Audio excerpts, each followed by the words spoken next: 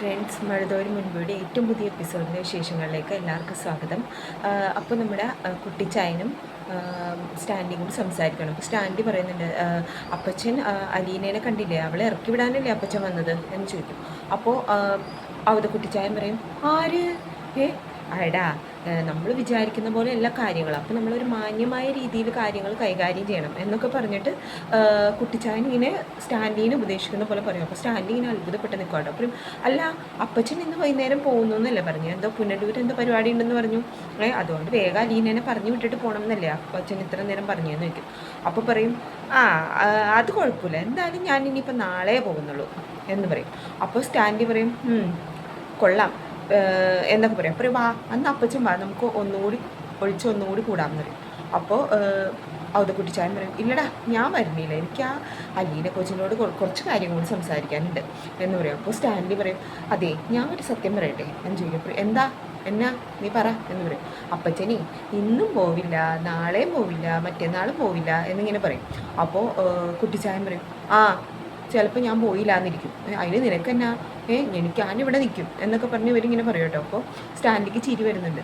ഇതിന് ശേഷം കുട്ടിച്ചായൻ ഇങ്ങനെ സ്റ്റാൻലിനെ ഉപദേശിക്കുകയാണ്, മോനെ ലാലിച്ച, നീ നിൻ്റെ കുടിയൊക്കെ ഒന്ന് കുറയ്ക്കണം, അവൾക്ക് ഇഷ്ടമല്ലടാ അങ്ങനെ കുടിക്കണവരൊന്നും, നിൻ്റെ പുകവലിയും കുടിയൊന്നും അവൾക്ക് തീരെ ഇഷ്ടപ്പെടുന്നില്ല എന്നിങ്ങനെ പറയും. അപ്പോൾ സ്റ്റാൻലി പറയും, പിന്നെ അവളുടെ ഇഷ്ടത്തിന് ജീവിക്കാനല്ലേ ഞാൻ നടക്കുന്നത്, പിന്നെ എൻ്റെ കുടിയും ഞാൻ എൻ്റെ ശീലങ്ങൾ മാറ്റണമെങ്കിൽ ഈ സ്റ്റാൻലി അല്ലാതാവണം എന്ന് പറയും. അപ്പോൾ കുട്ടിച്ചാൻ പറയും, കൊള്ളാം മോനെ, നീ അവൾ ചിന്നമ്മയാണെങ്കിലേ അവൾ നിന്നെ നന്നാക്കി എടുക്കും എന്ന് പറയും. അപ്പോൾ സ്റ്റാൻഡി ഇങ്ങനെ നടക്കില്ല, എന്നെ ആർക്കും മാറ്റാൻ പറ്റില്ല എന്നൊരു രീതിയിൽ ഇങ്ങനെ നിൽക്കുകയാണ്. അതിനുശേഷം കാണിക്കുന്നത് നമ്മുടെ വൈജയന്തിയുടെ വീടാണ്, ബാലൻ്റെ വീട്. അവിടെ മക്കൾ 3 പേരും കൂടി എന്തൊക്കെയോ രാവിലെ കുക്ക് ചെയ്യാം, ഫുഡ് പ്രിപ്പയർ ചെയ്തുകൊണ്ടിരിക്കുക. അപ്പോൾ അവിടെ നല്ല രസമാട്ടോ, ഓരോരുത്തരും ഇങ്ങനെ ഉപ്പ് നോക്കുന്നു. രോഹിയാണ് ഇതിൻ്റെയൊക്കെ ടെസ്റ്റ് ചെയ്ത് നോക്കാൻ വേണ്ടി വന്ന് നിൽക്കുന്നത്. അപ്പോൾ ഇവരിങ്ങനെ ഓരോ കളികളും കാര്യമൊക്കെ ആയിട്ട് നിൽക്കുമ്പോൾ അങ്ങോട്ടേക്ക് വൈജ വരെ ഇവർ ഒച്ചപ്പാട് കേട്ടിട്ട്. അപ്പോൾ വൈജ വന്ന് കഴിഞ്ഞപ്പോഴത്തേക്ക് എന്നെ ഇവിടെ നടക്കുന്നേ എന്ന് ചോദിക്കും. അപ്പോൾ ബബിത പറയും, അല്ല ഇവിടെ വേലക്കാരൊന്നുമില്ല, അപ്പോൾ ഞങ്ങൾ തന്നെ വേണം കുക്ക് ചെയ്യാനായിട്ട് എന്ന് പറയും. അപ്പോൾ വൈജയ്ക്ക് ഇഷ്ടപ്പെടുന്നില്ല കേട്ടോ, എന്നാൽ മക്കളെ ഒന്ന് സഹായിക്കാനൊന്നും വൈജ ശ്രമിക്കുന്നില്ല. തന്നെ വൈജയുടെ അടുത്ത് ബബിത പറയും, അതെ ഞങ്ങൾക്കിപ്പോൾ കുറേ കാര്യങ്ങളൊക്കെ അറിയാം, അലീന ചേച്ചി ഉണ്ടായിരുന്നപ്പോൾ ഞങ്ങൾ ഒരുപാട് കാര്യങ്ങൾ പഠിപ്പിച്ചു തന്നിട്ടുണ്ട് അലീന ചേച്ചി, പിന്നെ ഞങ്ങൾ കൂടെ നിന്നൊക്കെ കണ്ടും കേട്ടും ഒക്കെ ഒരുപാട് കാര്യങ്ങൾ പഠിച്ചു എന്ന് പറയും. അപ്പോൾ ഈ അലീന എന്ന പേര് കേട്ടപ്പോൾ തന്നെ വൈജയ്ക്ക് ആകെ ദേഷ്യമായി. അപ്പോൾ വൈജ വേണമെന്ന് പറയും, മതി, ആ ബാധ എന്നൊക്കെ ആയാലും ആ ബാധ ഇവിടെ നിന്ന് ഒഴിഞ്ഞു പോയല്ലോ എന്നും പറഞ്ഞ് വൈജ അങ്ങോട്ട് പോയി. അപ്പോൾ രോഹിത് പറയും, അതേ നമ്മൾ അലീന ചേച്ചിയുടെ കാര്യം പറഞ്ഞതേ അമ്മയ്ക്ക് ഒട്ടും പിടിച്ചിട്ടില്ല എന്ന് പറയും. അപ്പോൾ ഇവർ പറയും, അത് പിടിക്കില്ലല്ലോ എന്നും പറഞ്ഞ് ഇവർ 3 പേരും കൂടി ഇങ്ങനെ അങ്ങോട്ടും ഇങ്ങോട്ടും നോക്കിക്കൊണ്ടിരിക്കുക. കാണിക്കുന്നത് നമ്മുടെ സ്റ്റാൻലിയുടെ വീട്ടിലേക്ക് ഒരു ബൈക്ക് വരും, ഒരു ബുള്ളറ്റാണ്, അതിൽ 2 പേര് വരുന്നുണ്ട്. അതിൽ ഈ സ്റ്റാൻലിയുടെ വീടിൻ്റെ മുന്നിൽ എത്തുമ്പോൾ അതിൽ ഒരാൾ അവിടെ ഇറങ്ങുന്നു.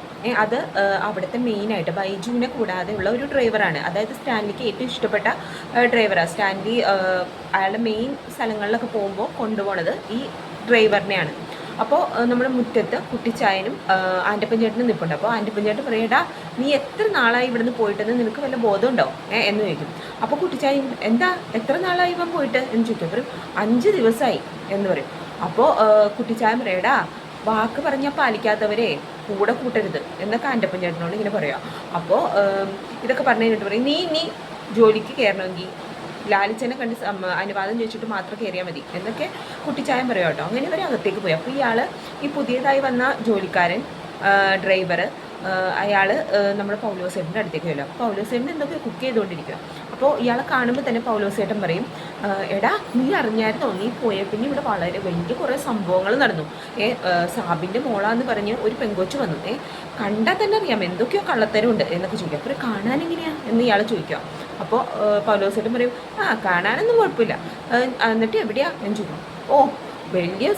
വലിയ രാജകുമാരി എന്നല്ലേ ആ ഗസ്റ്റ് റൂമിൽ കയറി ഇരിക്കുന്നുണ്ടാവും. കാണിക്കുന്നത് നമ്മുടെ ബാലചന്ദ്രൻ വരുവാണ് വീട്ടിലേക്ക്. അപ്പോൾ കാറൊക്കെ നിർത്തി ബാലചന്ദ്രൻ അകത്തേക്ക് വരുമ്പോൾ നമ്മുടെ വൈജ ഓടി വിളിച്ചിട്ട് പറയും, ബാലചന്ദ്ര എനിക്കൊരു കാര്യം പറയാനുണ്ട് എന്ന് പറയും. അപ്പോൾ ബാലചന്ദ്രൻ ചോദിക്കും, എന്നോട് എന്താ പറയാനുള്ളത് എന്ന് എനിക്ക് പറയും. ഞാൻ അടുത്ത 2 ദിവസത്തിനുള്ളിൽ ബാങ്കിൽ ജോലിക്ക് പോകാൻ നിർത്താൻ.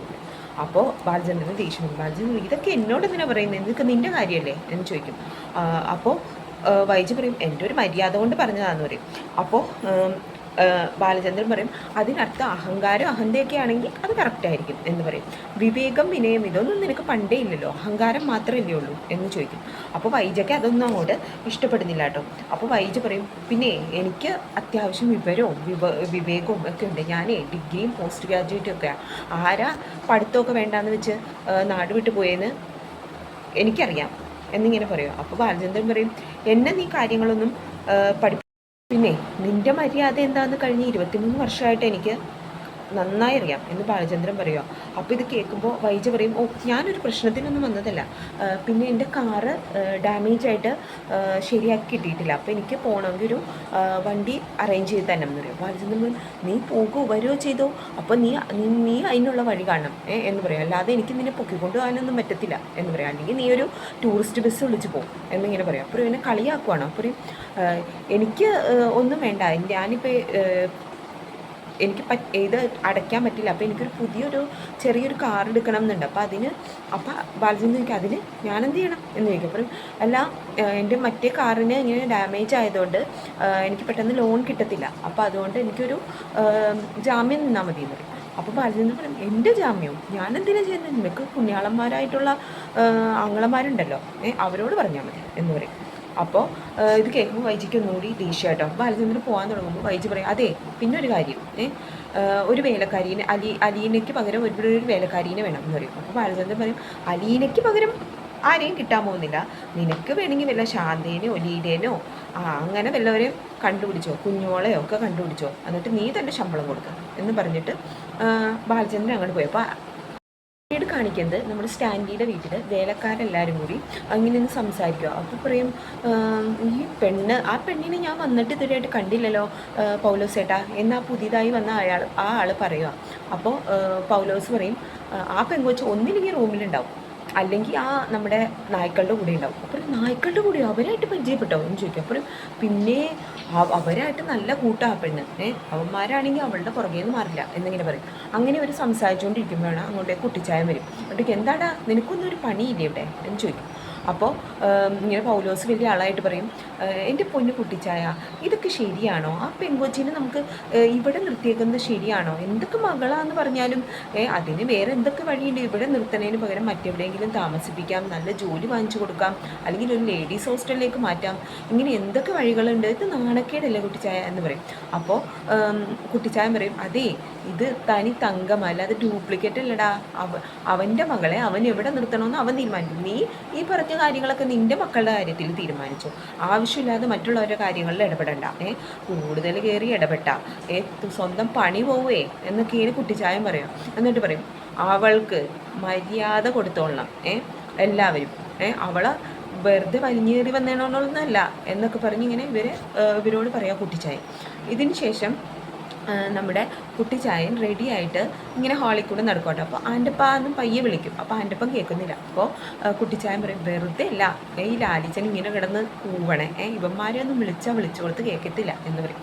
അപ്പോഴേക്കും കുറച്ച് നേരത്തിന് ശേഷം നമ്മുടെ ആൻ്റപ്പൻ ചേട്ടൻ അങ്ങോട്ടേക്ക് വരും. അപ്പോൾ ആൻ്റപ്പൻ ചേട്ടൻ ചോദിക്കും എന്താ കുട്ടിച്ചായ എന്ന് ചോദിക്കും. അപ്പോൾ ആൻ്റപ്പൻ ചേട്ടനോട് കുട്ടിച്ചായൻ പറയും എടാ ആ അലീന കൊച്ചിനെ ഒന്ന് വിളിക്കാമോ, ഞാൻ അവളുടെ റൂമിൽ പോയപ്പോൾ റൂം മലക്കി തുറന്നിട്ടിരിക്കുന്നു എന്ന് പറയും. അപ്പോൾ ആൻ്റപ്പൻ ചേട്ടൻ പറയും ആ കൊച്ചോ ഒന്നില്ലേലും അടുക്കളയിൽ കാണും, അല്ലെങ്കിൽ ആ നായ്ക്കളുടെ കൂടെ ഉണ്ടാവും, അത് വെറുതെ ഇരിക്കത്തില്ലെന്നേ എന്ന് പറയും. അപ്പോൾ കുട്ടിച്ചായൻ പറയും അങ്ങനെയുള്ള പെൺകുട്ടികളല്ലേ നല്ലതടാ, ഇപ്പോഴത്തെ കാലത്ത് എല്ലാവരും ഈ ഫോണിൽ കുത്തിക്കൊണ്ടിരിക്കാനല്ലാതെ വല്ല നേരം ഉണ്ടോ അവർക്ക് എന്നൊക്കെ ചോദിക്കും. അപ്പോൾ പറയും അത് ശരിയാ എന്നൊക്കെ പറയും. അപ്പോഴേക്കും നമ്മുടെ അലീനേനെ വിളിക്കാൻ വേണ്ടി ആൻ്റപ്പൻ ചേട്ടൻ പോയി അലീനേനെ വിളിച്ചുകൊണ്ട് വരിക. അപ്പോൾ ചോദിക്കും മോളെ നീ എവിടെയായിരുന്നു എന്ന് ചോദിക്കും. അപ്പോൾ ഞാൻ അപ്പുറത്തായിരുന്നു എന്ന് പറയും. അപ്പോൾ ഇതൊക്കെ കഴിഞ്ഞിട്ട് പറയും നിന്നെ ലാലിച്ചനെ അന്വേഷിക്കുന്നുണ്ടായിരുന്നു, നമുക്കൊന്ന് നമ്മുടെ എസ്റ്റേറ്റ് വരെ പോയാലോ എന്ന് കുട്ടിച്ചായം പറയും. അപ്പോൾ അലീന പറയും പപ്പ ഇന്നലെ പറയുന്നുണ്ടായിരുന്നു നമുക്ക് പോകാമെന്ന് പറയുന്നുണ്ടായിരുന്നു എന്ന് പറയും.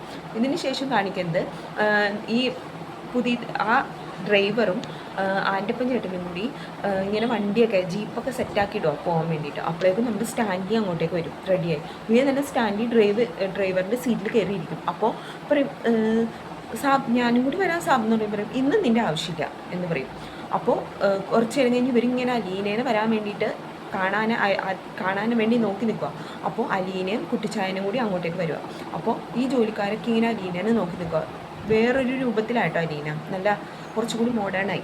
അങ്ങനെ നടന്നു വരുമ്പോൾ വേഗം തന്നെ സ്റ്റാൻഡ് പറയും, അപ്പച്ചൻ പുറകിലായിട്ടിരിക്കുക, അലീന ഫ്രണ്ടിലിരിക്കട്ടെ, അലീനയ്ക്ക് കാഴ്ചകളൊന്നും കണ്ടിട്ടില്ലല്ലോ എന്ന് പറയുമ്പോൾ അലീന പറയും, അത് വേണ്ട വല്യപ്പച്ചൻ ഇരുന്നോ എന്ന് പറയും. അപ്പോൾ കുട്ടിച്ചായൻ പറയും, ഞാനൊക്കെ എന്തോരം കാഴ്ച കണ്ടതാ മോളെ, നീയല്ലേ ഇനി എല്ലാം, പിന്നെ നീ അവിടെ ചെന്നിട്ട് വേണം അവിടുത്തെ കാര്യങ്ങളൊക്കെ മനസ്സിലാക്കണം എന്നൊക്കെ ഇങ്ങനെ പറയാം കേട്ടോ.